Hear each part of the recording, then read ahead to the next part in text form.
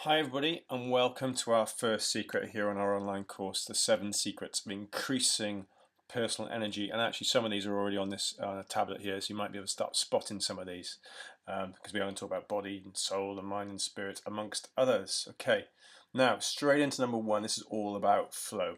Okay, and in particular, which way does your energy flow? Is it logical or intuitive? Okay, so I'll say a bit more about that as we go through. So you can start to make up your mind which way your energy flows, because it's quite different in different people. It's like, what type of fuel is in your tank? Is it a petrol engine or is it a diesel engine? Which is pretty subtly different, okay? So logical and intuitive energy and flow. Let's first start talking about what flow is, okay?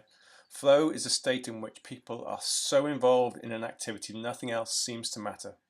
The experience itself is so enjoyable that people do it even at great cost for the sheer sake of doing it.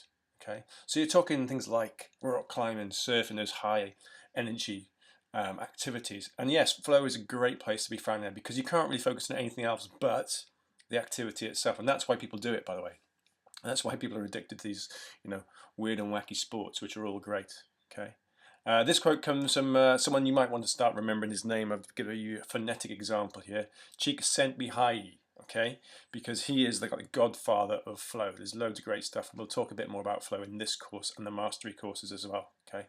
But this is what we're after. And it doesn't have to be experienced on the top of a mountain or the bottom of a wave, okay?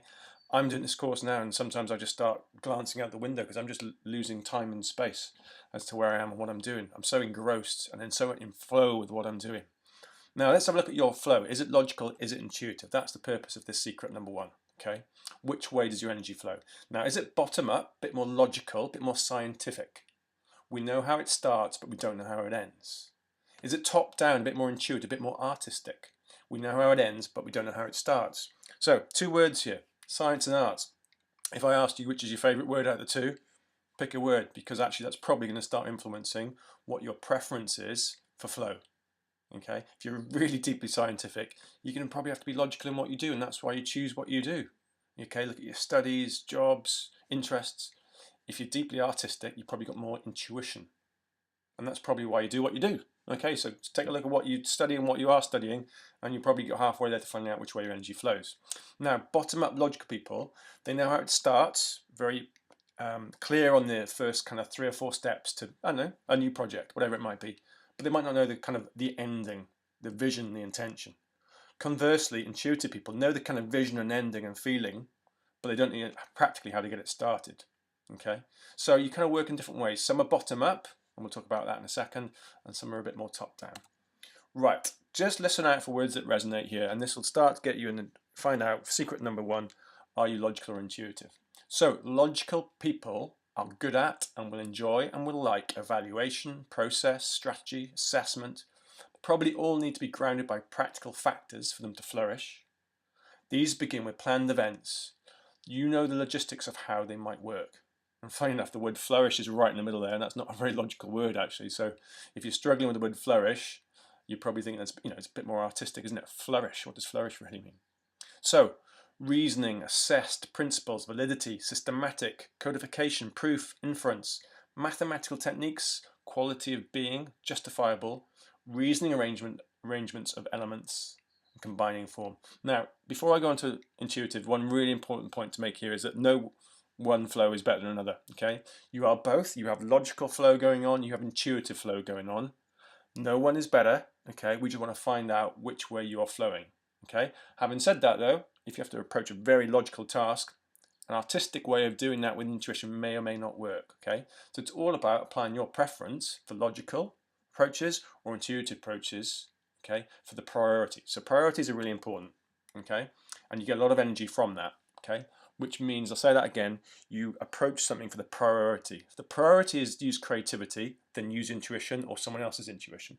If the priority for something is more logical, then be assessing and evaluating, okay? So you have to apply the right skills to that priority. Now, intuitive people, energy, ego, presence, authenticity, and natural approaches will probably all start independently to your plans. They just start, they just come. It's top down, people don't know where they come from.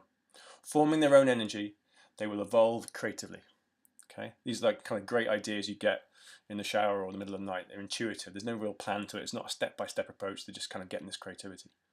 What one feels to be true, instinctive, intuition, conviction.